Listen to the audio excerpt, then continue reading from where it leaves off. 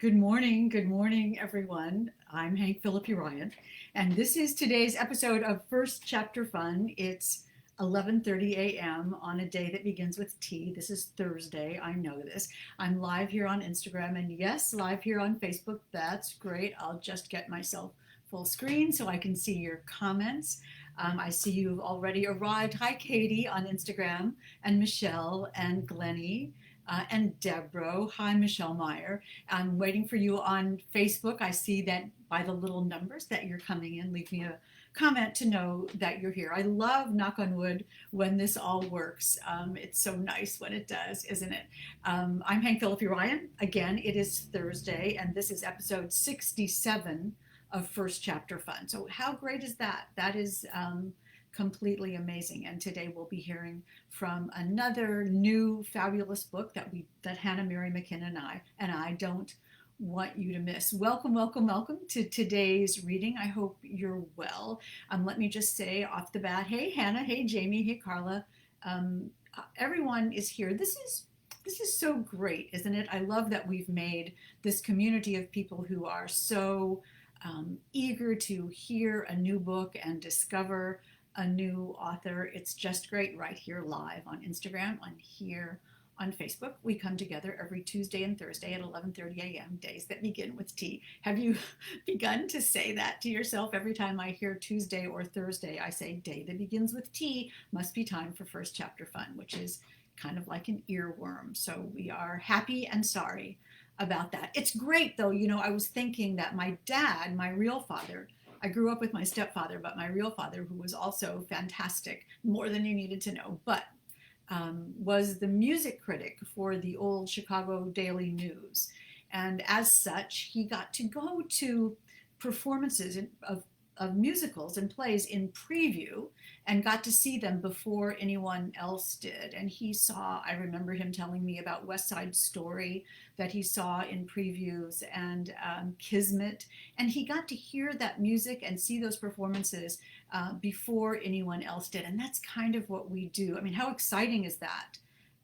To hear something new and first, to hear Maria or America before anybody else heard it, or all those gorgeous songs from Kismet, This Is My Beloved and Night of My Nights, how amazing. So that's sort of what First Chapter Fun is. We let you hear sometimes, often, books before they're out in public and give you a taste test, a preview performance of what these books are like. And that's exactly what's happening today. We're going to be hearing from David Bell's The Request, which you can see right here in the fabulous First Chapter Fun glow. Instead of glare, we'll call it the glow of First Chapter Fun. David Bell's The Request, which is not out until June 30th. Can you believe the time is going by so quickly? But not out until June 30th, but we're going to hear the first bit of it today with David Bell's permission and the permission of his wonderful publisher, Berkeley. So, how are you all? I hope you're all well. We had a little issue yesterday. It's still so hot here. Is it hot where you are? It's like Jen is saying, when you're a jet is stuck in my head. Yes. Yeah, so now you have the earworm of days that begin with T, and you have When You're a Jet, and we can have the from West Side Story, of course, and we can have the First Chapter Fun sing along, right? When this is over, when we're finished hearing The Request, that might be fun to do. We have read-alongs. We might as well have sing-alongs. Hi Jamie, hi Carla, hi Glennie and Robin and Daisy from Austin, who I bet it's really hot there too. Humid, Michelle says, wherever you are, and M Dame from Central Pennsylvania, nice to see you as well. So many of you here today, and I bet that's because we all love, hey Robin, we all love David Bell. He is quite a treasure and quite a brilliant author, and comes up with something wonderfully new every time. So we are so pleased to be reading from his new book, The Request, this morning. Hannah is saying hi, and we should all say hi to Hannah again because, yay, sister, she has once again made the Canadian fiction bestseller list 4 weeks in a row.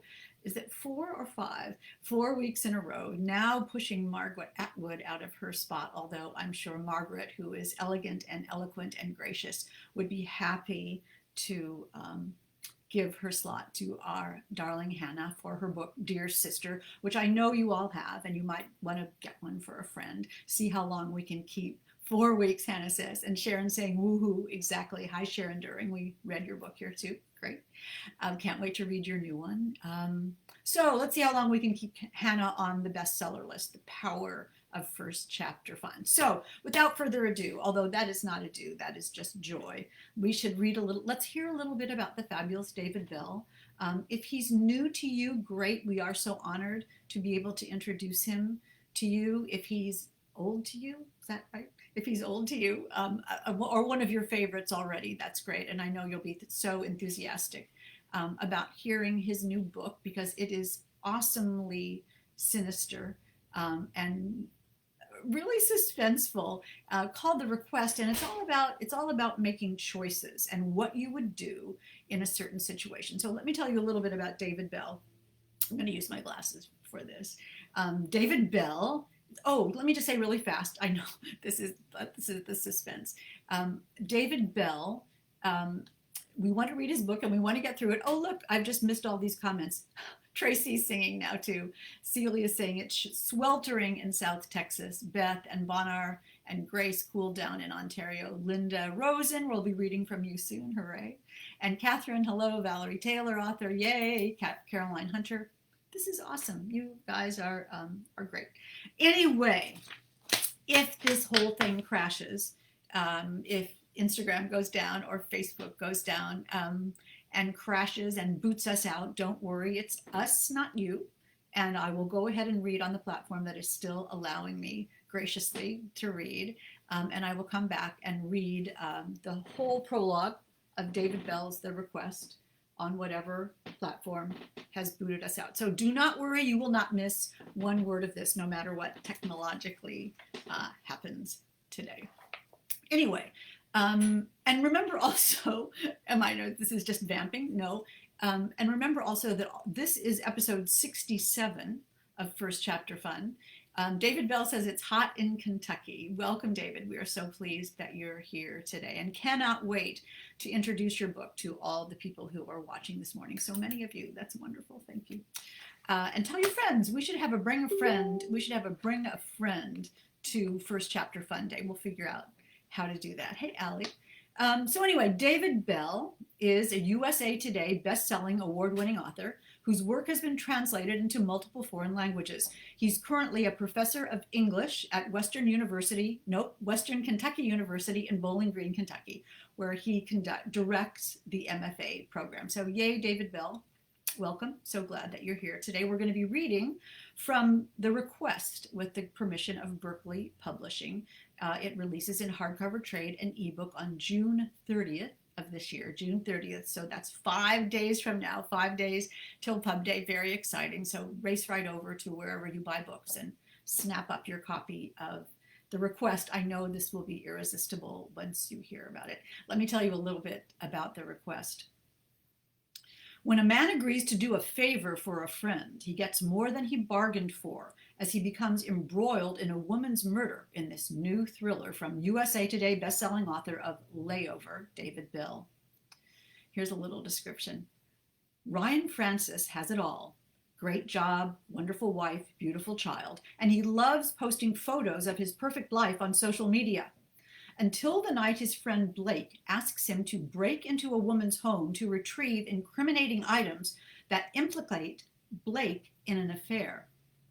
Ryan refuses to help, but when Blake threatens to reveal Ryan's darkest secret, which could jeopardize everything in Ryan's life, Ryan has no choice but to honor Blake's request. Oh, what could go wrong, right?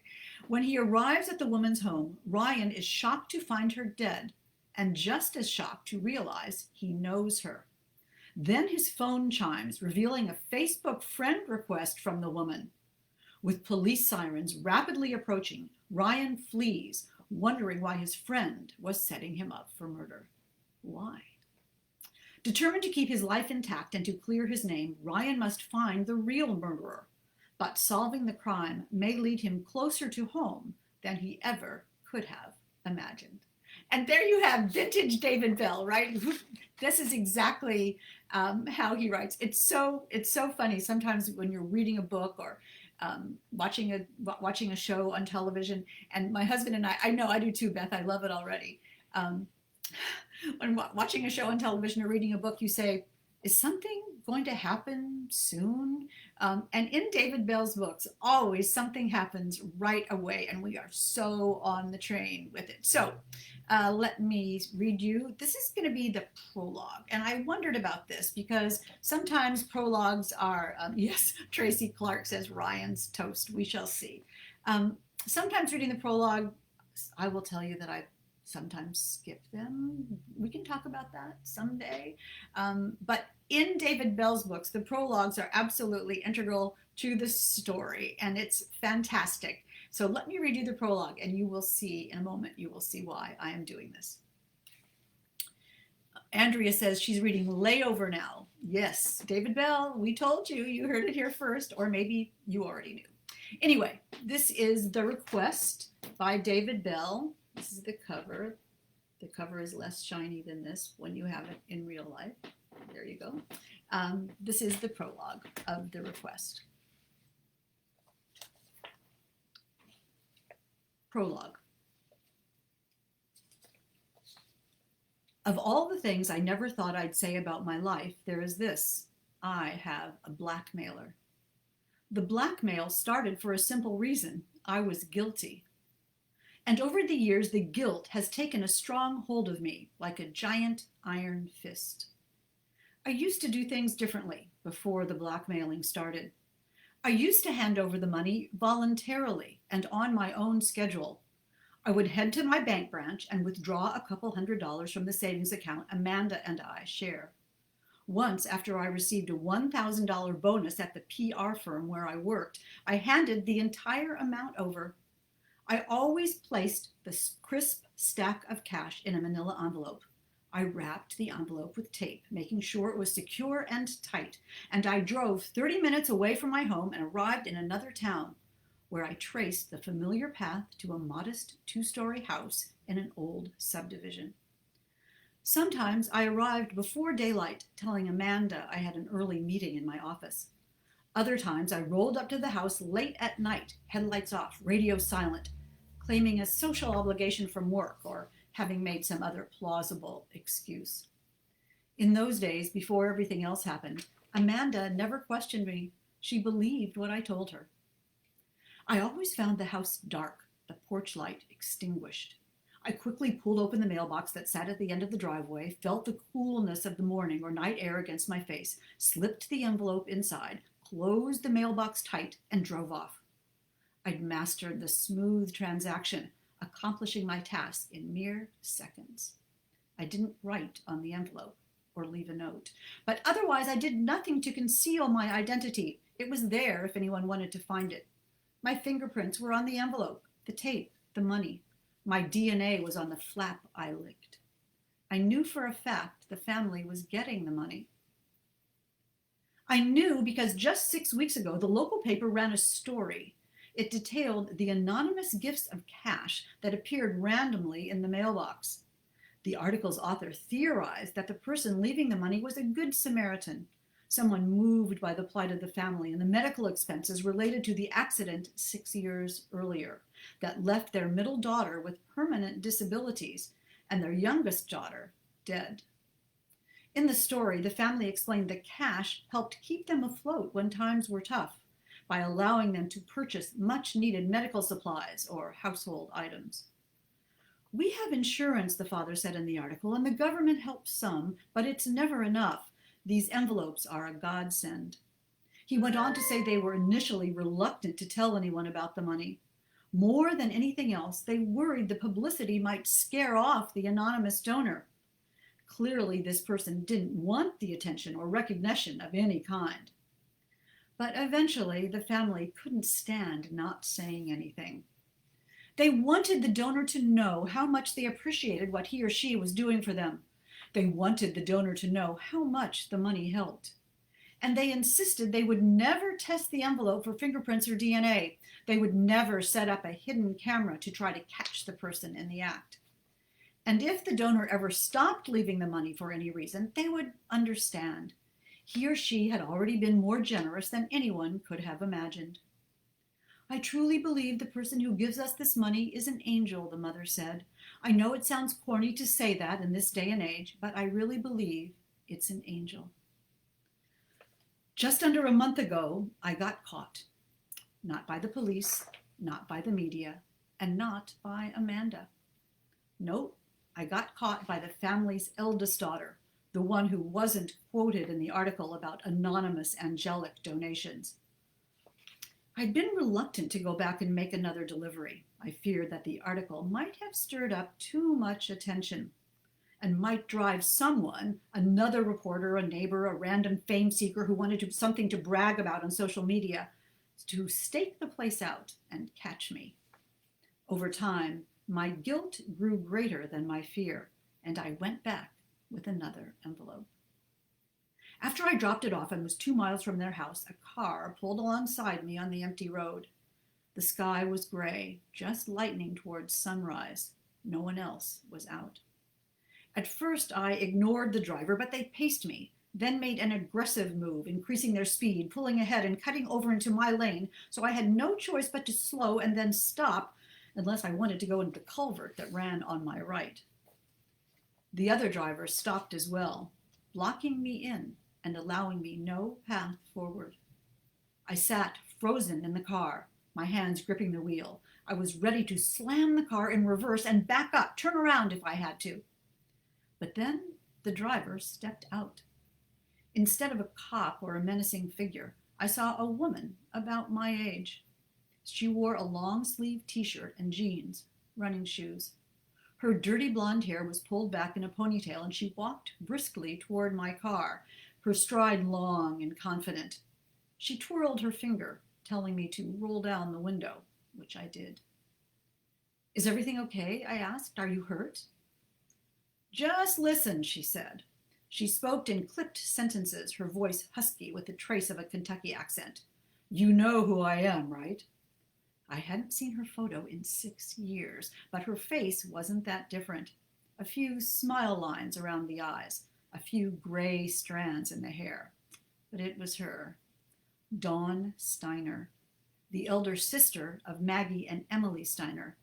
Maggie was killed in the accident, and Emily was left with a permanent injury to her leg, one that hindered her ability to walk and work. My heart thumped triple time. The morning was cool, but beads of sweat popped out on my forehead like I was a sick man. "What do you want?" I asked. "Shh, you knew me then," she said, "and I know you. So, like I said, just listen."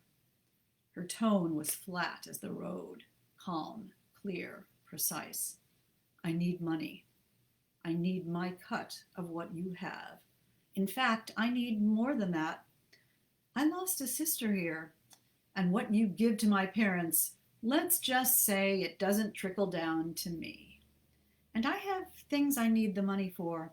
I have obligations to keep up with. And you seem to be doing just fine. Help me out, and I'll keep my mouth shut." "About the money? About why you do this at all? My parents believe what they want to believe about their anonymous Good Samaritan. It helps them deal with the shit sandwich they've been given to eat. They can open up the envelope of money when it shows up, and they can turn to each other and say, 'See, the world's not such a bad place.' But I'm not like that. I'm going to go. You'll stay. You'll listen. See, I had to ask myself, my cynical self, why would someone give money to my family this way? If you wanted to help them out, you could just donate to the fund that was set up after the accident. No, whoever it is coming in the middle of the night and leaving money is up to something else. And what could that be?" She snapped her fingers. "Guilt. That's the only explanation. Someone with a lot of guilt. A lot. Now, your friend Aaron, the one who went to prison, he's done his time, and his life on the outside can't be that great. He couldn't go around like Santa, leaving goodies for a struggling family. She shook her head, a look of amusement on her face. And your friend, the other one, the rich guy, what's his name? Leave my friends out of it. One look at him, and you can see he wouldn't give his money to somebody. He's a jerk, through and through. He looks like the type to have an accident, not the type to care if anyone got hurt, and not the type to feel guilt. All right, I think we just, hang on a second. I think we lost you on Facebook. Did it go away? If I'm not on Facebook anymore, let me know. I've got a little bit more to read here, and I want to finish this, but I think we are, Facebook has booted us, and I will come back to Facebook and read the rest of this, but let me just, I can't wait to read the rest. So Facebook, Hannah, if you will type that, we will come back on Facebook when we can do that, and I will continue on Instagram right now. I'm just going to go back a tiny bit, catch you right up. Leave my friends out of it. One look at him and you can see he wouldn't give his money to somebody. He's a jerk through and through. He looks like the type to have an accident, not the type to care if anyone got hurt, and not the type to feel guilt. You're wrong, I said. I'm just trying to help. You can't conclude anything from my gesture. Okay, Hannah's saying we're still on Facebook. Okay, I'm not seeing it, ladies and gentlemen. I'm not seeing it. So I'm just going to go on and pretend we're here on Facebook. I don't see it, but I trust you. We're here on Instagram. Never a dull moment. Here on First Chapter Fun. All right, everybody says yes on Facebook. Everybody sees me but me. That's a little bit disconcerting, but okay. One more time, sisters and brothers. Okay. Leave my friends out of it. One look at him and you can see he wouldn't give his money to somebody. He's a jerk through and through. He looks like the type to have an accident, not the type to care if anyone got hurt, and not the type to feel guilt. You're wrong, I said. I'm just trying to help. You can't conclude anything from my gesture. I can't? Okay, I'll go to the police and the press and tell them it's you leaving the money. I'll tell them there's something fishy about the accident. You riding in the back seat of your own car. They'll want to look into that now that the story is back on everybody's mind. If you want to take the chance they'll open it back up, I'll go do it. She turned to go, her movements possessing a military crispness. Wait, heavy resignation pressed down on me like bricks piled on my back. I don't know what you want. She told me the amount, $10,000. And she told me she needed it in 1 month, 30 days. That's the deadline, she said, 30 days. Round up the money or I go to the police and the media and tell them you've been leaving the envelopes. From there, like I said, they'll start digging into everything in your life. You're a pretty well-known guy in this town. It could be embarrassing for that kind of thing to hit the news. You're asking for too much, far too much. I can't come up with that much money on short notice. I have a family and we just... It sounded silly to mention it in contrast to her lost and injured sisters, but I said it anyway. We're having work done on our house this spring. I put down a deposit. That was a lot of what we had saved. Dawn gave me a stare as cold as ice. She used her left fist and rapped on the hood of the car twice. Cry me a river. I think you'll find a way. I don't believe you have a choice. 10,000. 30 days. She drove off, leaving me sitting in the road as the sun came up. Just like that, I had a blackmailer. I thought back to that article, the one in which Dawn's mother had called me an angel. Everything I'm about to tell you proves how wrong she was. Okay, right? I dare you to resist that. I absolutely dare you. And that is vintage David Bell. That is vintage David Bell. That is just, you know what? That is suspenseful and insightful and revealing of personality and well-written and incredibly paced and wonderful. And that is The Request by David Bell. with an unforeseen intermission for you on Facebook.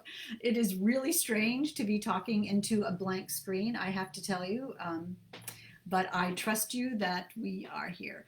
Tracy says, holy moly, she's going to be trouble. Yep, Dawn is going to be trouble. Pugs and Pages is here. And Jen, amazing. Yes, people are love it, Sharon is saying. Awesome, Catherine is saying. Yes, I hope David Bell is here listening to all of these accolades because well deserved, well deserved, well deserved. So again, that is the request by David Bell. It comes out from Berkeley Publishing on June 30th in just 5 days, but it is, of course, available to pre-order now.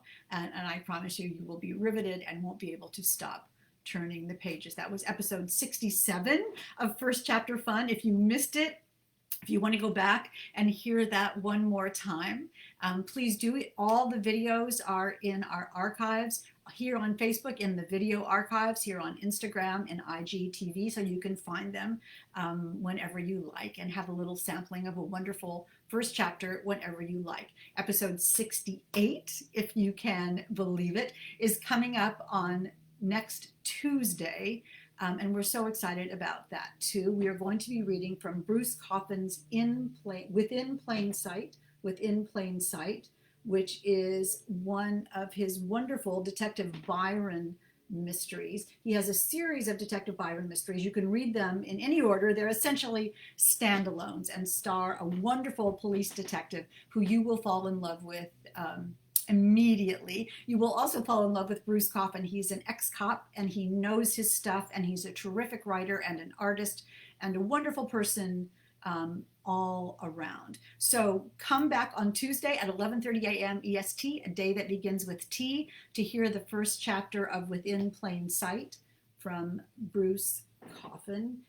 Any of you who love detective stories and police stories will love the grit and authenticity of this. And just like David Bell's The Request, it's nonstop action and nonstop suspense, exactly the kind of page turner we need to escape a little bit in the crazy times like these. Somebody is saying, can we change the reading discussion time? I don't know. We'll think about that. 11:30 in the morning EST kind of works because of all the different time zones. It's not too early, not too late. You can always, we're so thrilled to have you here. And that's one of the reasons we archive everything on IGTV and in the videos on Facebook, because we want to make sure that everyone can read them.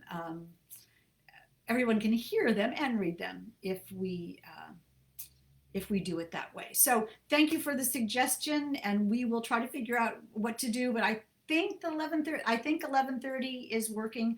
We'll talk a little bit offline about that. Hannah and I always meet after these sessions, and so we'll chat about that a little bit today. Thank you for caring about it. Jen is saying, once you start, all plans and to-do lists are suspended. That is the nicest thing ever, Jen. Thank you so much.